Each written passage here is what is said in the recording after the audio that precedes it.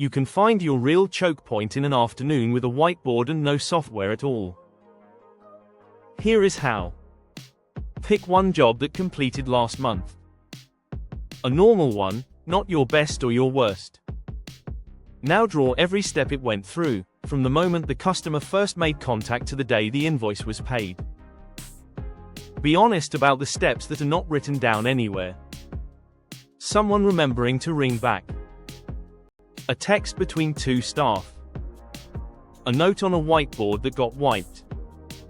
Now go back along the line and mark two things.